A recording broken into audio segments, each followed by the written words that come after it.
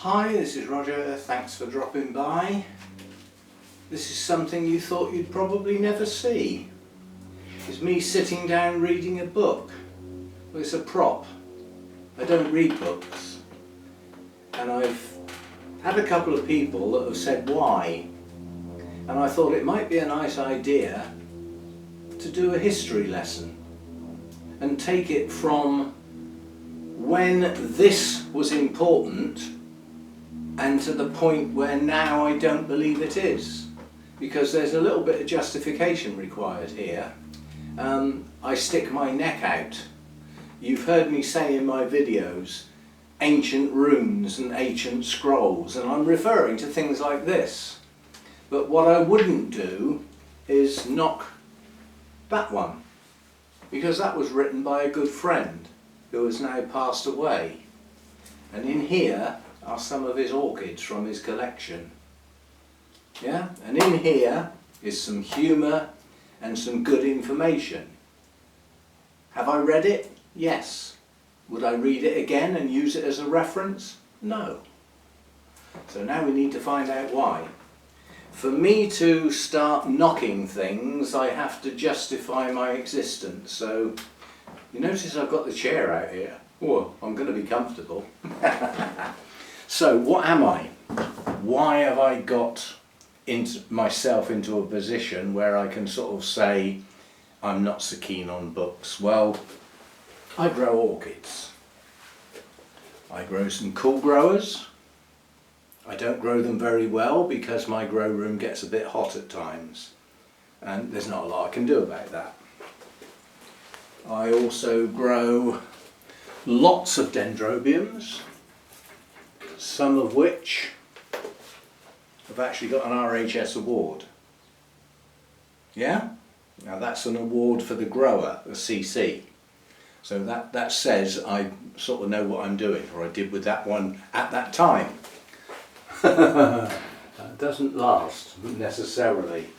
So yeah, I mean, I grow orchids. It's what I do, and it's what I do in this here grow room. It's what I do. So let's go back historically then, how my aversion to books happened. Now, once upon a time, I'll tell you a story. Once upon a time, I had houseplants, some of which were orchids, and I didn't differentiate between a geranium sitting on the windowsill with lovely bright red blooms and a phalaenopsis with some nice pink blooms. They were just houseplants. And did I know what I was doing? No. Did it matter? In the main, no. Because they either grew okay or they didn't.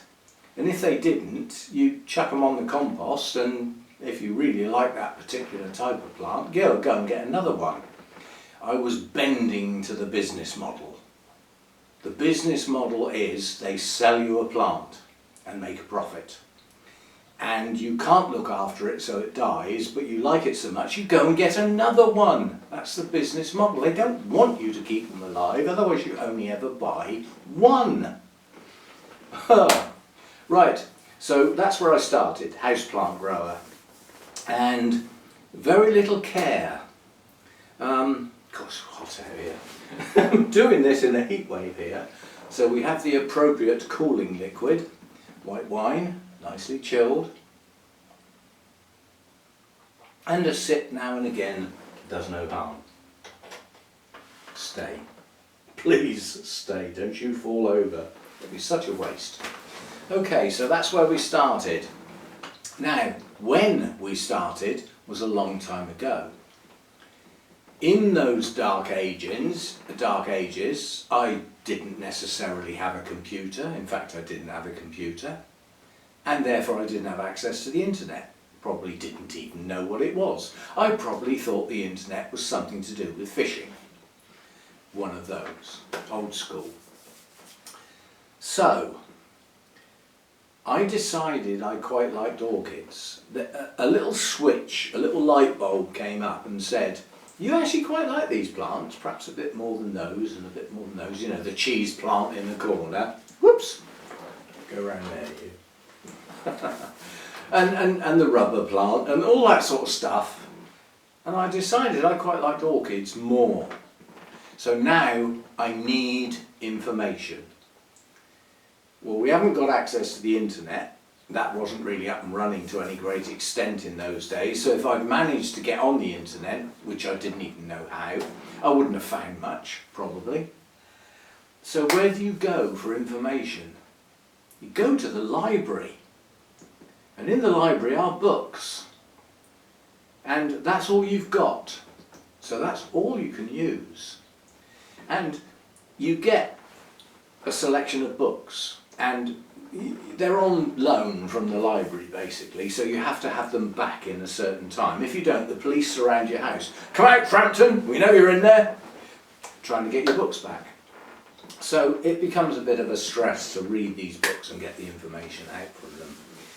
And the more you do, the more you start stepping back and thinking, hang on, I read that book a couple of weeks ago, and now I'm reading this book. Now that paragraph's exactly the same as was in that book. So who wrote it? This one or this one? And you start coming against those sort of problems. And then you start coming against the geographical problems where this book was written in the States, in the USA. And it's about growing orchids in the USA. Perhaps in Florida. How relevant is that to me growing on the south coast of the UK? Zero. So you've now found a book that sounded good and gave you lots of information that when you put it into the real world that you live in, becomes next to useless. But how useless? Not all of it's useless, that's the thing. Because some of the information you're going to get out of that book might be okay. And then you get a book, perhaps like my good friend there, who was based in the UK, written articles for the American Orchid Society, done talks around Europe. You know, a well-lived and travelled guy, but his basis was in the UK. So where did he get his information to write that book? Was it from absolute, genuine experience, or had he read other books and got bits out of those and collectively gathered things together, produced a load of magnificent photos of various orchids and put another book together? Is that a brand new book? Is it all brand new, up-to-date information? I can relatively safely say no, it isn't.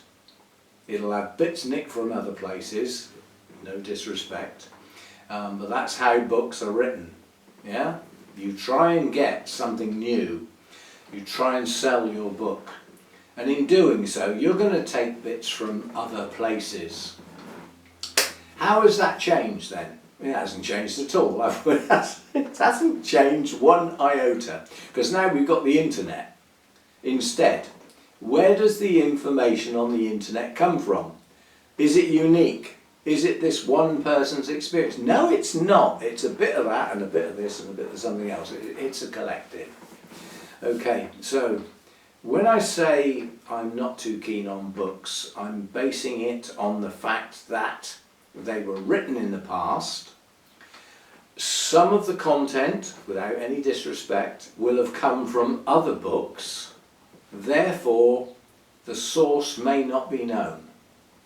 So was this a person who grew orchids and had years and years worth of experience, or did they have some experience and had been growing for a while and took information from others that had been growing a long time? Now in the old days, how do you find out somebody's been growing a long time if they don't grow a book? You couldn't. This is where the orchid societies came in and people got together and chatted about things. It never got published. There was no social media. Nobody knew what these people were up to in their greenhouses and their grow rooms. It was like dark. It was like a dark web, except for there was no web. It was discussions and chats and little people huddled in corners, and that's what there was. Now, We've come out of those dark ages now, but how good is it now compared with what it was before? You were expecting a negative response then, well, you're not going to get one, because now it's absolutely brilliant compared with how it was before. So if you're growing now, think yourself lucky. There is a wealth of information on the internet at your fingertips, on your phone, on your tablet, on your laptop, on your computer, on your TV. That information is readily available. It's available on various groups on Facebook, it's available on Instagram, and it's available on YouTube, which is where I live. Yeah? It's there. So what's the problem then? The problem is the amount that there now is compared with what there used to be. If you wanted to find out about growing Cattleyas 40 years ago, you'd have a few books. One of them that might be exceptional and some might have a section in them, but there wouldn't be that much around.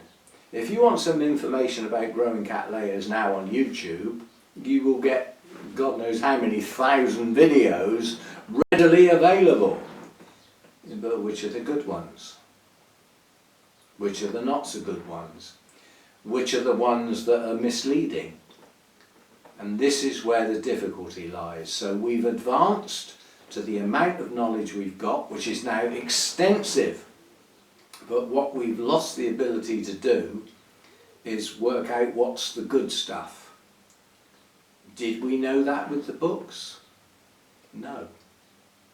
So what's changed? When you read a book, something in your little brain, or big brain, or whatever you're clever arse, smart arse, all that sort of thing, says, because it's in a book, it must be true. Is that true? I can remember a comedian sketch once, never mind who it was, but basically saying, so and so and so and so and so and so. Well, how do you know that then? Well, bloke set up the pub. What? Bloke set up the pub? Yeah. Well, it must be true then. There's another saying. It's written in the Sun, therefore it must be true. The Sun is a UK newspaper. It's cobblers. Just because somebody says it in a place that's got a high profile does not make it true. So we live in an age now where finding the truth is not perhaps so easy. It's no different to how it was when there was only books. Finding the truth in amongst those was not necessarily that easy. The publishers only wanted a product that worked.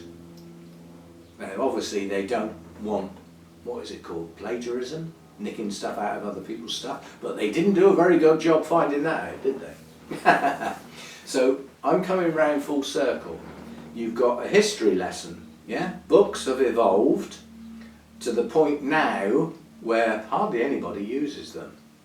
That means some good stuff has been left behind, because in amongst all those books are some good ones. How do you know which ones they are? Probably don't. And we've come onto social media. You get onto Facebook groups specifically for orchids. And people post pictures of their orchids, pretty pictures, we like those, and post their problems, and people give answers to those problems. How do you know those answers are okay? Are they okay because somebody's looked them up and got the information from somebody else? Or are they okay because that person has grown that orchid for many years successfully and knows what they're talking about? Can you see the difference between those two? The answer is probably no. So are we in a better place now than we were when we only had the books and we used to have to get on the bus and go downtown and go into the library with our library card and spend ages looking along the titles because we could only have two, we were only allowed two, and you go up to the desk and get your card stamped and you take those two home and you've got whatever, a fortnight to read them. And I'm not a good reader. Well, that's what I used to do. And I used to not accept what was in them. So what I used to do was make notes and coordinate the information. So I used to say, right, this book had said so and so about that orchid. This one said this, that and the other. This one said this, that and the other. Out of those three, this bit of information was the same.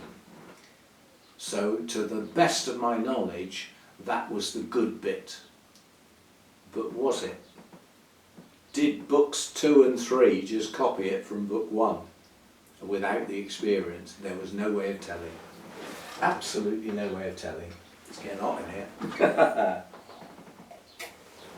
So what I'm getting at is, are we any better nowadays at gaining accurate information from our internet sources? And the answer is no. The only thing that is different is it's fast. To actually write a book took a long time. To then get it through a publisher and actually get it published took a long time. Nowadays you can stick stuff on the internet and everybody can see it 10 seconds later, 1 second later. It's fast. Does that make it more accurate? Probably not. But there's much, much, much more of it. Because there's more of it, when I said historically, okay, I looked at 3 books about this particular orchid and amalgamated the information to get a consensus of opinion on how to look after that orchid. What we've got now is hundreds of snippets of information like that. The ability to differentiate between the good stuff and the stuff that's been copied and the stuff that's not accurate is becoming more and more and more difficult. So where is our go-to? Where is our place to go? The answer to me is YouTube. But which channels on YouTube? Which channels do you trust for information? So now, let's have a look at what a channel's all about. Pretty pictures of blooms. Is there any information? Not necessarily. Pretty pictures. That's the pretty orchid must have. Yeah. Then you get the channels that gear up to beginners. Excellent information. Quite a few of these around. And for those beginning, there are a few that you could choose from that will give you good stuff. And often on YouTube it sort of fizzles out then, because then it diversifies. What's left then? So, you know, we've got those that have been growing a very long time. They've probably got some good information, but have they got a good channel? This is the world of social media. You can have the best information in the world. You are a brilliant grower. You've got information coming out of your ear holes. But if you don't make a good channel with it, people won't watch you, therefore won't listen to you, therefore your knowledge doesn't get passed on. And that's where the entertainment value comes in. Is your channel entertaining? Well, apart from doing a dance and put a jester's hat on, I'm not going down that road. My entertainment value is simply I've got a bit of a sense of humour. Some would say a bit over the top at times, and I try and keep it real, and that's all I can do. I can't do flashy stuff. Well, I could, but I can't be bothered. So basically it's about my orchids in my environment, and I won't put out false information unless I don't know I'm doing it. When does that happen then? That happens when I've taken information from somebody else on trust, and it's not geared up to me and my plants. How often do I do that? Well, I do. But for me to gain that trust on that channel with that person doesn't happen overnight. Doesn't happen with one video. It happens over time. So I'm a strange character. I'm not a volatile, but I'm not all hey, look at it. I don't do all that. I'm a calm sort of person. I'm a planner, and I have my selection of orchids. I like to show them to you, and that's how I work. You can like it or lump it, unfortunately, because that's how the social media sort of environment works. I don't make videos to try and get people in and draw them in. I make videos on the information and the plants that I've got. And like I say, there are those that like that channel, they like that presentation, and those that don't. So be it. That is social media all over. I don't play the game of trying to trick people into watching a video.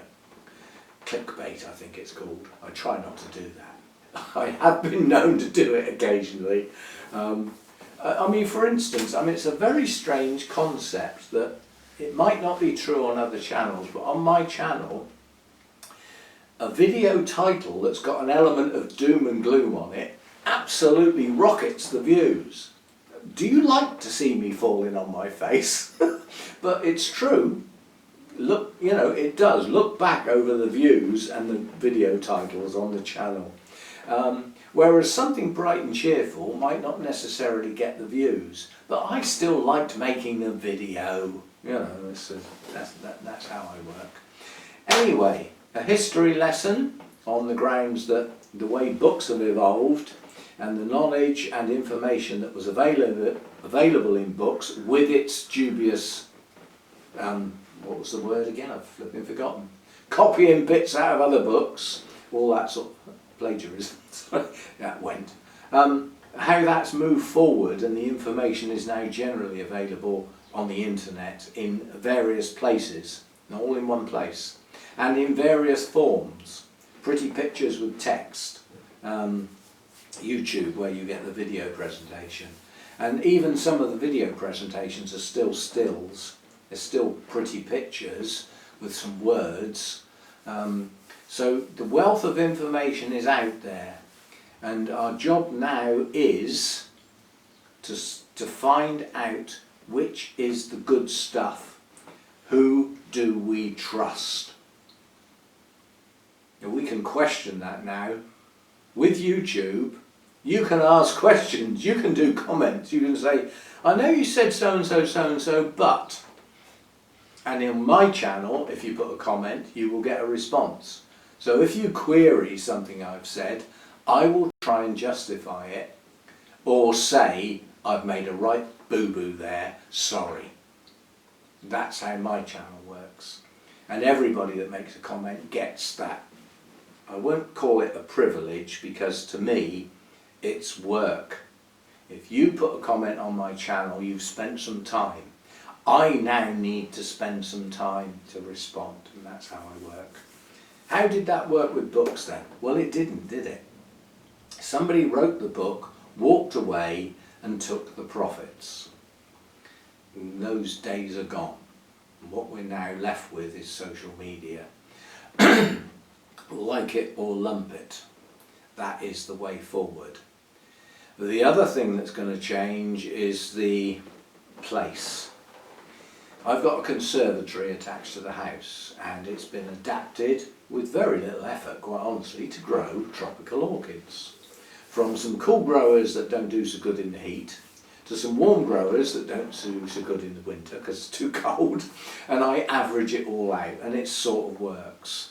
Some people go for the separate greenhouse, and do a similar thing.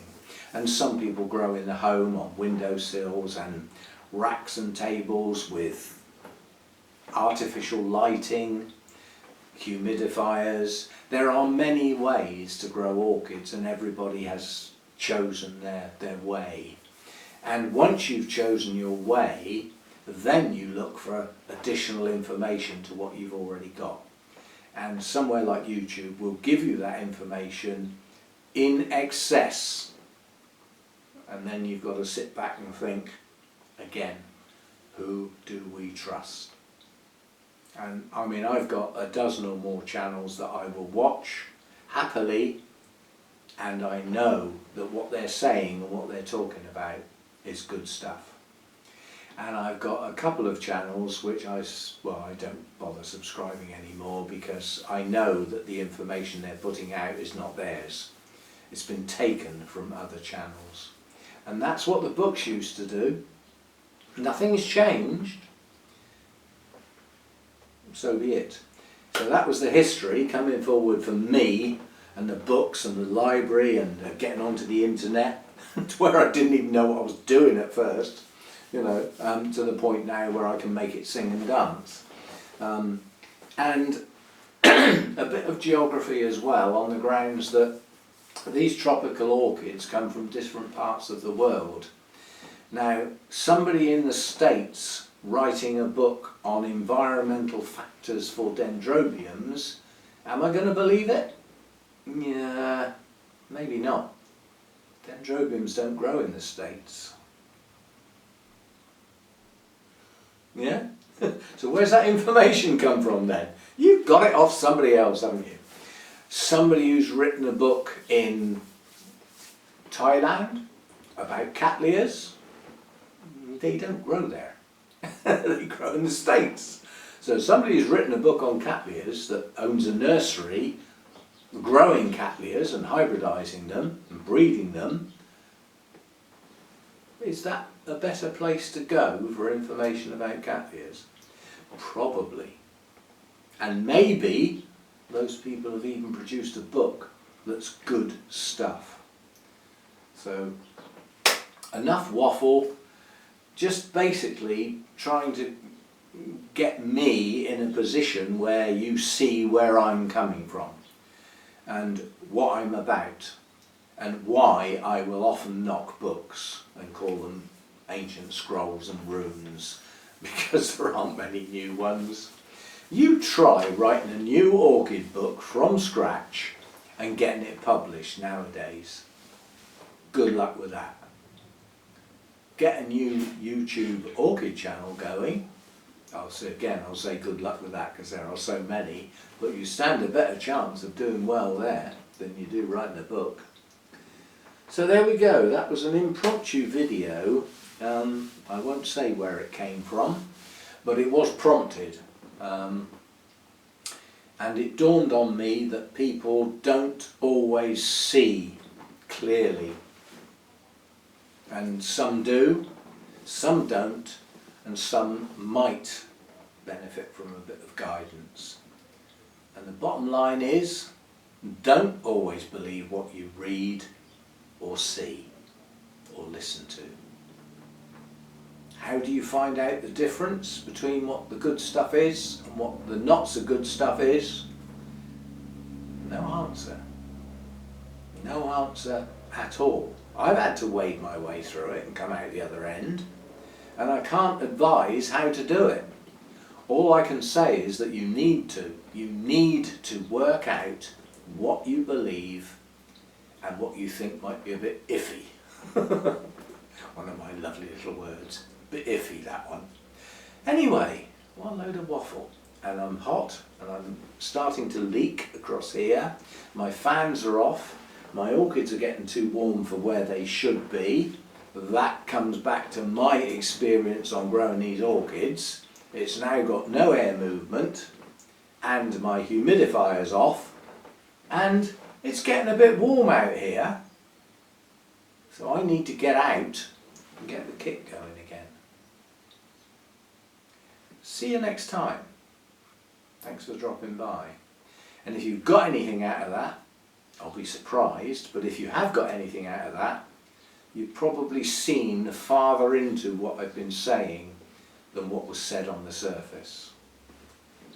Bye for now.